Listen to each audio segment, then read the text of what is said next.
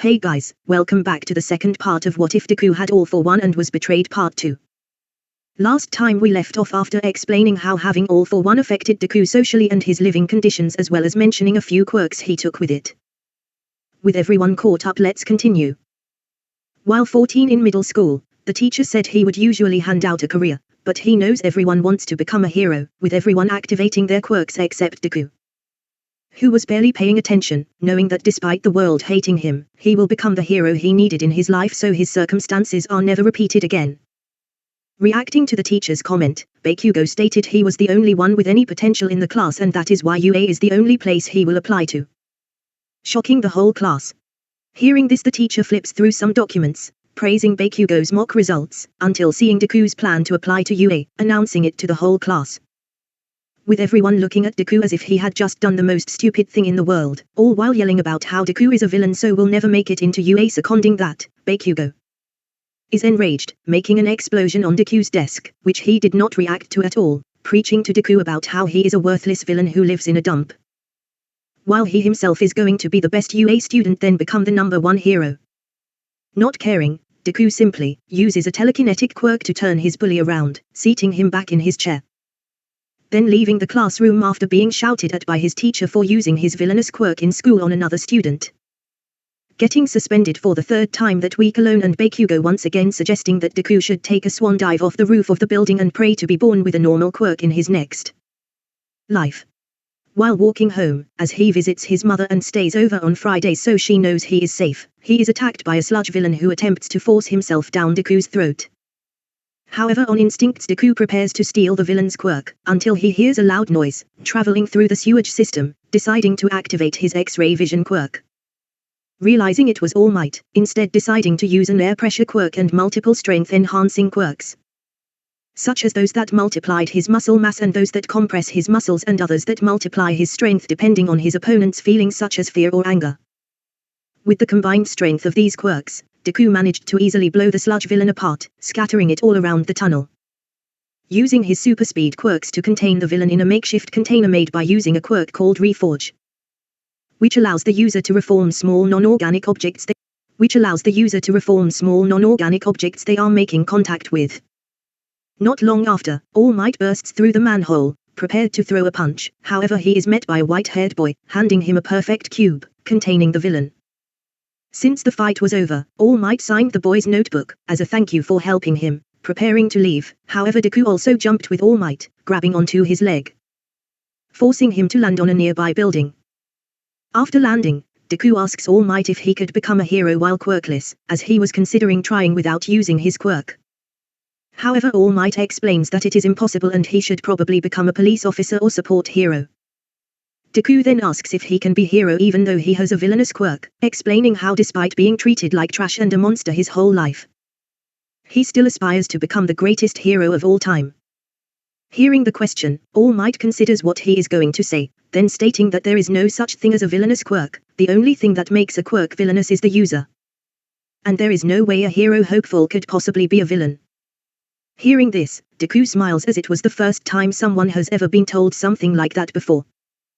Before Deku could reply, All Might suddenly deflates, shocking Deku, as he asks an array of questions, eventually deciding to activate two quirks, one known as appraisal, that allows the user to use a specialized form of mind reading to learn the name, age and quirk of anyone in their sight, as well as another quirk, vitals, which allows the user to see the pulse, blood pressure, physical injuries, and current illnesses / infections anyone he is looking at has.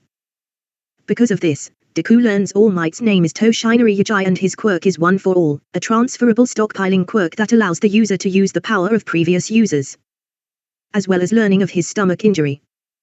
Realizing this, Deku asks All Might if his stomach is okay, with him showing it to him, explaining the fight he had a few years ago. Done with the talk, All Might starts to make his way down the stairs, while wonder what sort of quirk Deku might have if he describes it as villainous, as well as trying to figure out who Deku reminded him of so much, leaving an ominous feeling in the bottom of his chest. Suddenly there is an explosion, so All Might makes his way there, by foot, while Deku using a specialized telekinetic called Sky Dance that allows the user to manipulate their body throughout the air, allowing Deku to fly through the air, landing on a building nearby. After realizing none of the so-called heroes were not going to help the victim, Deku uses his strength enhancers as well as a precision quirk to launch a reforged rock spike into the Sludge villain's eye, and while it was blinded, Deku drops on top of it. Using a quirk called Sub-Zero, which steals the kinetic energy of liquid molecules, transferring it into the thermal energy in the user's hand so they don't freeze while using the quirk. Using this quirk, Deku freezes the Sludge villain in place, punching it, cracking it in half, freeing Bakugo, then using a fire quirk to melt the villain, making contact with the Sludge. Stealing his quirk, reverting the villain into his human form, without clothes. Having witnessed the spectacle, all the heroes surround Deku, praising him for his heroism. Inside the crowd, All Might finally realizes who Deku reminded him of, powering up into his full strength, charging at Deku, believing he was All for One.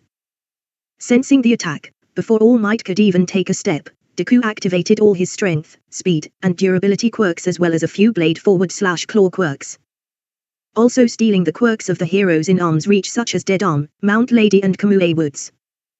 Using these quirks, Deku prepared for the punch, managing to counter the first few attacks, but he is quickly overwhelmed and critically wounded, sitting in a pile of blood on death's door, luckily. All Might's time limiter ran out so Deku was left for dead, and not finished off. A few minutes later, Detective Zukoki sent a squad of officers to search for Deku's body, however all they find is a pile of blood and a trail which lead to a dead end. With the trail dead, they decide to look up his home address and personal information, to pay his mother a visit, however she has no clue where he might have went. So they leave and decide to watch the house for potential movement.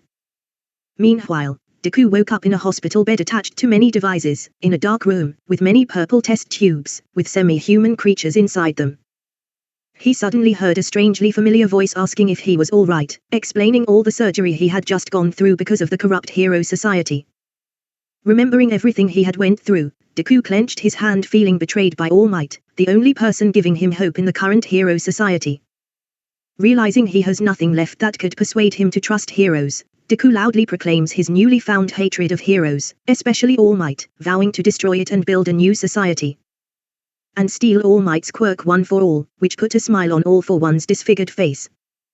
All for One then says that his dreams can become reality because he is here for him, outstretching his hand, with Deku accepting it, feeling something familiar while making contact with the man.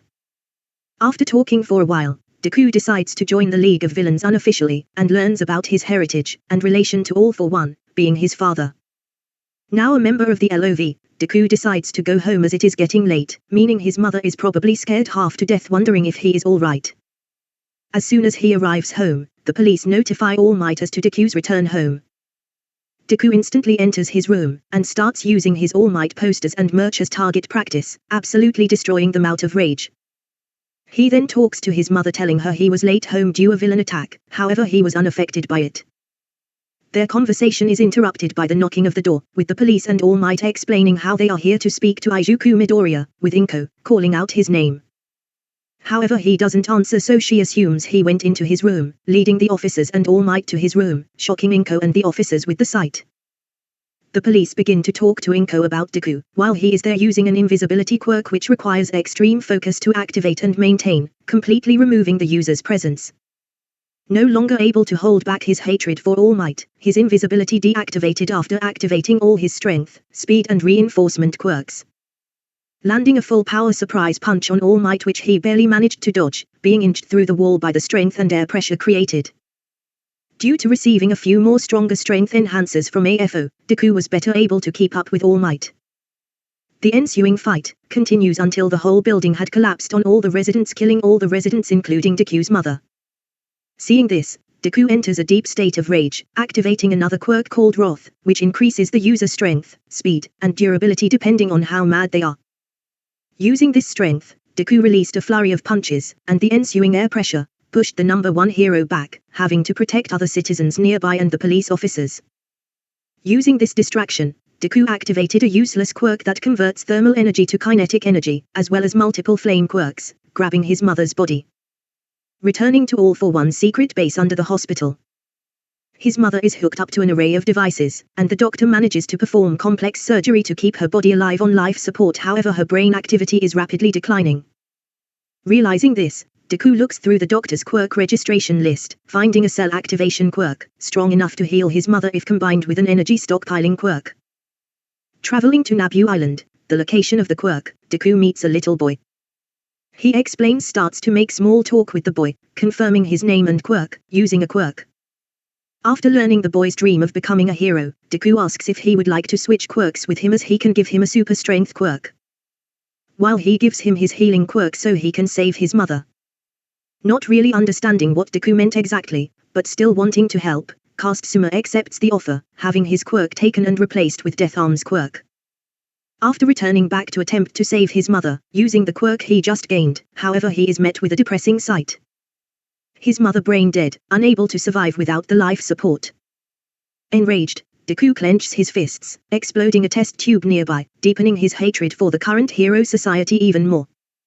Using the quirk registry, Deku locates an interesting quirk called Ragdoll, which creates a perfect replica of any organism they make contact with. After stealing the quirk, Deku flies to the top of the tallest building, creating a ragdoll of himself, leaving a pre-prepared seppuku note. Tossing the ragdoll off the edge of the building to fake his death as to escape the police's trail, feeling the pain of colliding with the cement at terminal velocity. Using this pain to fuel his hatred. After searching the quirk registry, stealing quirks and killing the original users, leaving only a note saying I am here written in blood. Due to this, Deku nearly tripled his collection, stealing multiple intelligence quirks from across the globe. Such as one called multicore parallel processing, which allows the user to focus on multiple tasks at once, cerebral cooling, which prevents the brain overheating, allowing it to work past its existing natural barriers, mega mind, which enlarges the size of the user's brain, storing it in a pocket dimension, inside the skull. Photographic memory that allows the user to remember everything they see, and analyze, which allows the user to understand the origins and chemical formula of any substance/object. He also fused multiple quirks together to create a teleportation quirk that allows the user to teleport to any location they can see instantaneously. He also stole multiple elemental-based quirks such as electricity ones, fire ones, ice ones, earth manipulation ones, and water manipulation ones. Finally, he also stole multiple energy stockpiling /efficiency quirks such as ones that make foods more nutritious, ones that helps to gather and store energy, and others that allowed him to gain all the benefits of sleep without actually sleeping. With his new intelligence quirks, under the tutoring of the doctor, Deku managed to advance the production and efficiency of the no-mu process. He also heavily modified his body similar to Shigaraki's in the manga, however only gaining strength equal to 35% All Might. By this time, 10 months have passed and it is time for the UA entrance exam. Wanting to keep an eye on UA, knowing the League of Villains plans to attack UA soon, Deku uses a quirk called Twin, that originally belonged to a sibling duo that were believed to be quirkless. However, in reality the younger twin was in fact his quirk. By using this quirk, Deku creates an identical clone of himself, using multiple mutation quirks to change the clone's facial structure so it is unrecognizable to himself, such as a sex change quirk. A quirk called Idol, which makes the user naturally beautiful, hair color change quirk, and height manipulation quirk. He then names the clone Kyoko Shimura, and registering her quirk as super telekinesis. At the entrance exam, Kyoko easily aces the written exam, getting 100%, and in the practical exam, Kyoko easily uses her telekinesis to launch debris at the robots, and crush them, easily gaining 120 points. By the end of the test, a 0-point robot is released, trapping a female contestant under a collapsed building. Not really caring about the contestant, Kyoko considers leaving her but then remembers All Might is watching on the over end of the wall, deciding to stare All Might down through the camera, smirking. Covering herself in telekinetic energy, while activating her speed, strength and durability enhancement quirks, launching herself through the air, punching the robot in the head, causing a chain reaction of explosions to run down the robot, immobilizing it. Now having made physical contact, Kyoko activates her full-strength telekinesis abilities as well as a quirk called Compress, to apply a great inward pressure on the robot, transforming it into a perfect cube. Inside the observation room, all the teachers are surprised by the display of strength, with All Might asking who the UA hopeful is, recognizing her from somewhere. Also wanting to know who she was, Nezu pulled up her application form, reading it out loud. Informing the room her name is Kyoko Shimura and her quirk, which was only recently registered, is called Super Telekinesis, which gives the user the ability to manipulate objects with exact precision, using only her mind. Finally realizing who she reminded him of, as Deku modeled her after his deceased grandmother, Nana Shimura. Hearing this, All Might spits out blood, questioning if he said Shimura. Noticing All Might's trail of thought, Nezu states that there could be a possibility that she is one of her descendants, which only further confuses the rest of the room. Before the test could even be concluded, Kyoko had already flown home to the 100th floor of the most expensive skyscraper, having brought it using money gained through doing professional quirk analysis and tutoring. After a week of waiting, Kyoko receives her acceptance letter from UA, as well as her uniform and basic school schedule. Meanwhile, Deku continues to gain allies in the underground and Quirks, getting stronger every day. Okay guys, this is the end of the second part. If you enjoyed, please consider leaving a like and subscribing, as it really helps me to make more videos, as well as pushing my videos through the YouTube algorithm so others can see them. With that out of the way, this is Demonic Saiyan saying bye.